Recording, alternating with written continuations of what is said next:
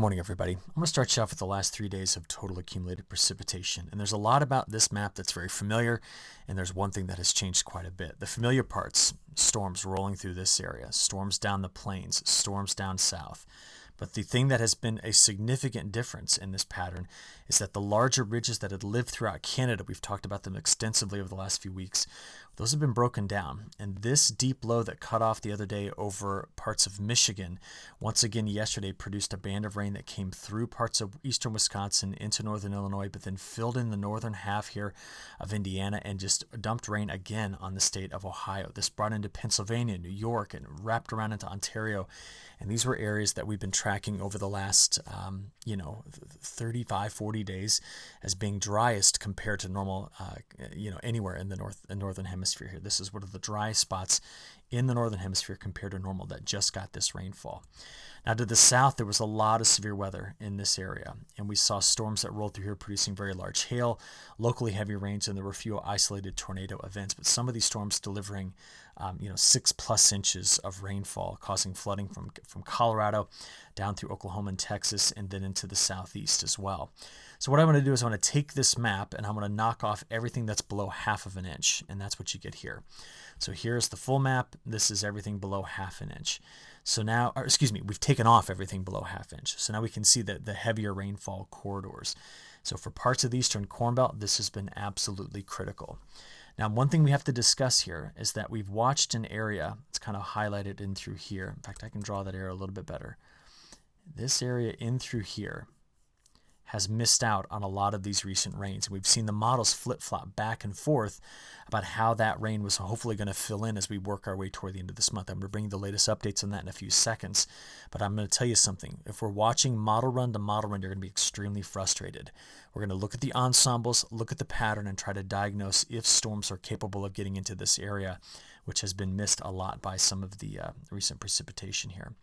So let's go have a look at a couple of things. This morning, this is where our low is, still spinning here over Lake Huron and Lake Ontario and trying to move its way into New England. So we have more cloud cover, cooler weather here, more rain coming. And we're going to watch this area very carefully for storms. And speaking of storms, I want to take you back to yesterday evening, because as the sun was setting, the storms erupting here, some of these again producing extremely large hail. We had a report of over 5.5 inch diameter hail, severe straight line winds down in southern Georgia. This area was really lit up last night. But a couple of the bigger things I'm watching, see this right over here, see these clouds and see these, okay? Watch as I animate this. This might be more telling of what the pattern is up to. We will be dropping a broader trough into the west while the ridge builds into Texas. And the hope is that that momentum begins to carry over the top of this, delivering storms into places that have not seen them for a while. But I want to point out the storm system that's coming into British Columbia and Alberta, it started yesterday, but it's there again today. This is delivering rainfall to help put out those wildfires we've been discussing. And this is the remnant smoke from those wildfires. Real quick on the severe weather yesterday, this is what the storm reports look like, 220 reports of severe weather. But as I mentioned, straight line wind damage here, isolated hail in Alabama, the biggest clusters of hail here in Texas, Louisiana, Arkansas, and this part of Oklahoma, and this storm right in through this area. And on satellite last night, just go have a look at this. These things are really popping. The overshooting tops here, probably 40 to 50,000 feet, and that tells you there's very supportive updrafts for very large hail. Smoke to the north, a couple of wildfires here in Arizona and Mexico, but we're just going to keep a close eye on this corridor again today, especially from parts of Louisiana, but Mississippi, Alabama, Georgia for the severe weather risk, okay? So last night, just want to show you again, this is where we were measuring hail with radar, and some of these hailstones easily bigger than 2 to 4 inches, a few of them up there at 5.5 inches in diameter. That's huge hail.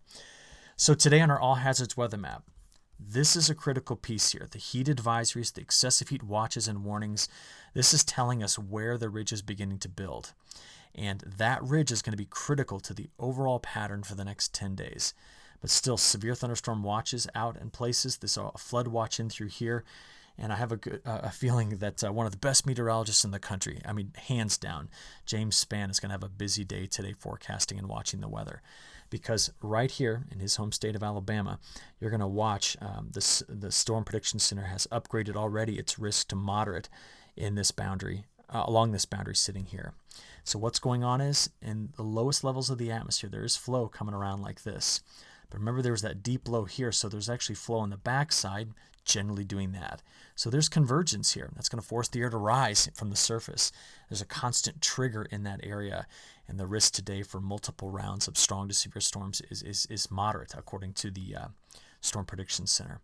Now, one thing to point out, it's mid-June. We normally see the greatest risk for severe weather this time of year in the Midwest, upper Midwest, Corn Belt.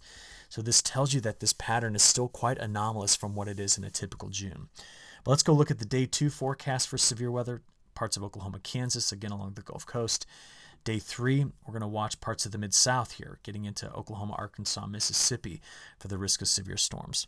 Now, the models are not going to do the best job at being able to initiate and show you where these storms are going to go. So we're just going to look for where they're clustering storms. So you're going to see 3 things.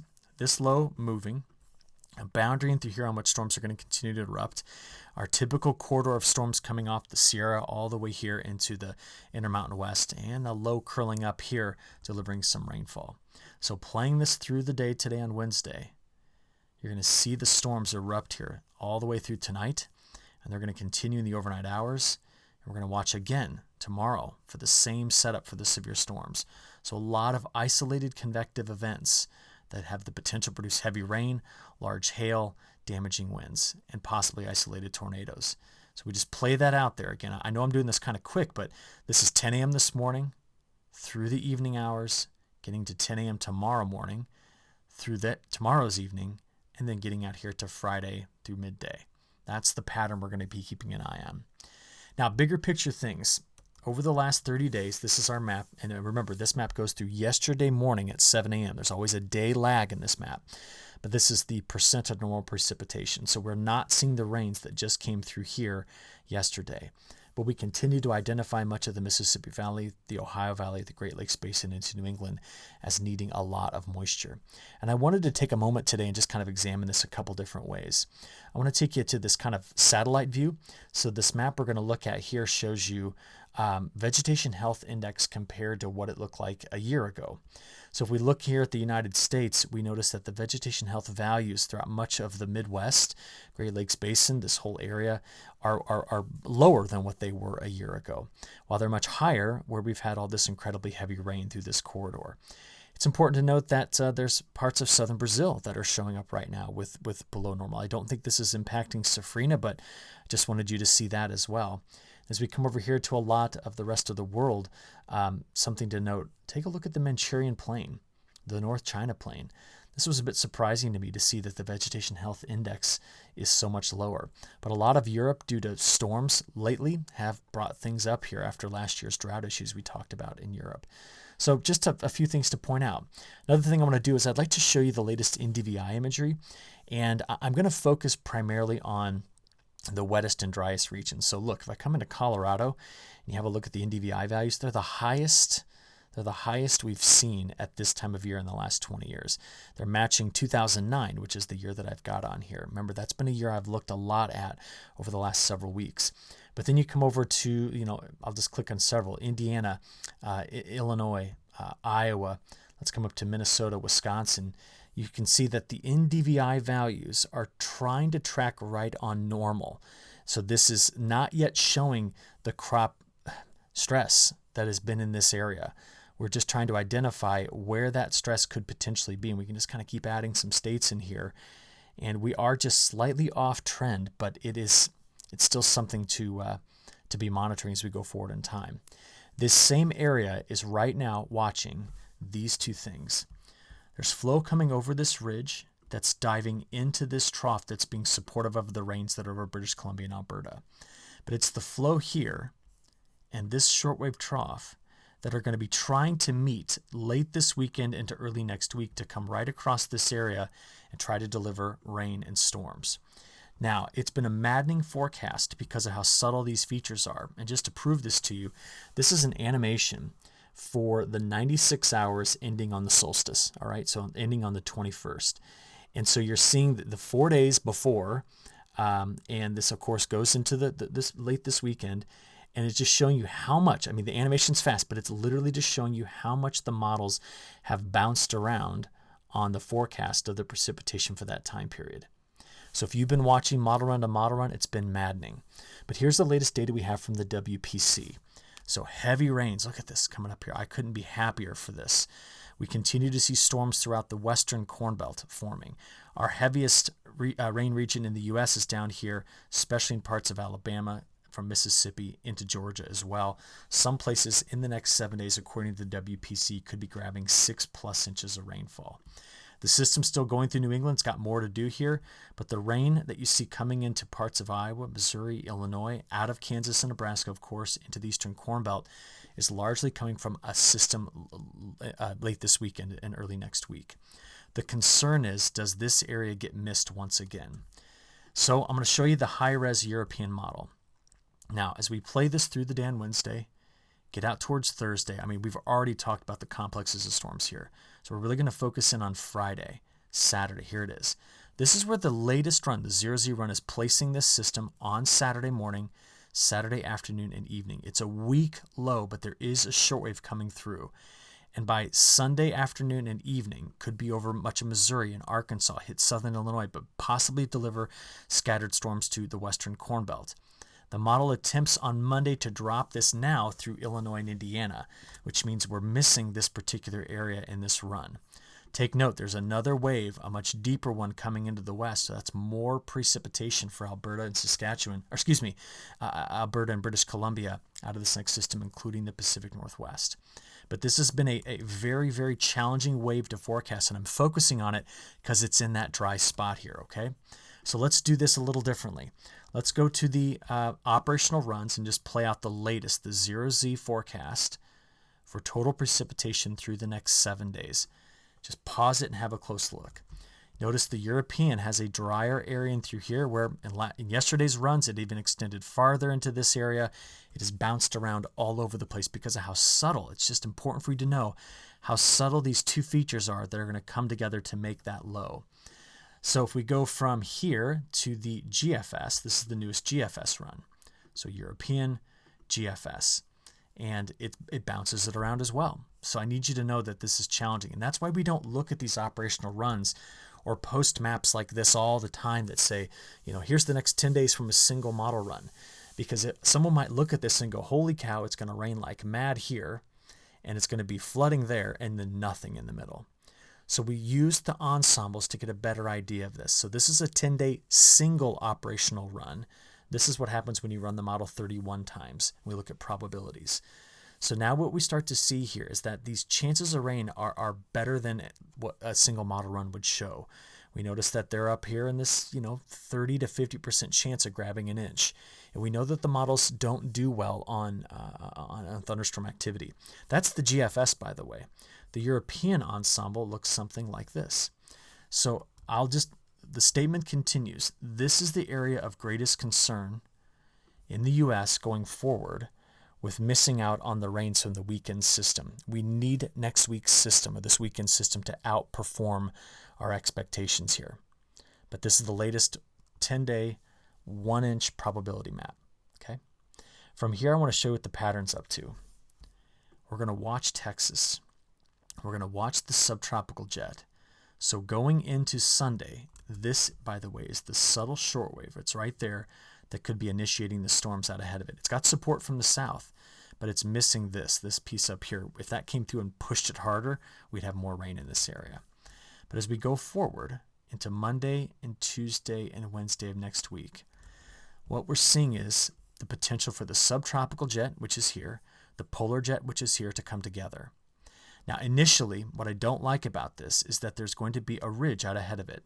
And that ridge, as we talked about yesterday, is going to be, it's going to have the ability to put some heat into the lower atmosphere, create a larger inversion, which is going to be considered a cap in the atmosphere and hard to push through. But we continue to see that going out there past the solstice and forward, that there's going to be better flow that's going to try to get around a ridge here and start to ignite storms in this area. And the thinking here is that if you can get the storms to blow up in the plains, they tend to progress east, and that could fill in some of these areas. Unfortunately, as we know with thunderstorm behavior, this is not a everybody gets rain kind of scenario, but this is what we'll be watching out there toward the beginning of that 4th week of the month of June. Now, the models, when we take a look at the week 2, continue to see this, right? So there's the storms we're going to watch ignite, and we need to see them press into the central and parts of the western Corn Belt. The most generous with the rainfall forecast comes from our government, the CPC. They're giving near normal chances of those storms doing that. So that's important to watch. But overall, we have the biggest concern in this area with being the last to receive better moisture out of this. Finally, notice the difference between the GFS and the European. The European much wetter here than the GFS is in week 2. There's a bit of a difference in the overall flow with a trough that's off the east that I'm keeping a close eye on. All right, let's wrap this up with a quick temperature discussion. Here's today's high temperatures. We're going to watch heat coming into the Corn Belt tomorrow. A lot of 90s here, but the real heat is down in Texas. 103, 106, very hot conditions, and that's what's warranting those heat advisories and excessive heat watches and warnings. Playing through Saturday into Sunday, that doesn't really break. But the deeper trough comes into the west Sunday, Monday. Look at these temperatures here. I mean, we've had a hard time breaking away from cold, and it's going back over to it, especially just staying there in California. But that is the deeper trough we've got to have. And if the ridge is here, fire these storms in between, and let's see where they go. That's 7 days out. Let's go ahead and take a look at the 7-day forecast for total accumulated GDDs. The numbers are really backing off in the northwest. They're lower than what they could be in California. But where the heat's coming into this corridor this week and then down into Texas, these numbers are going to be high.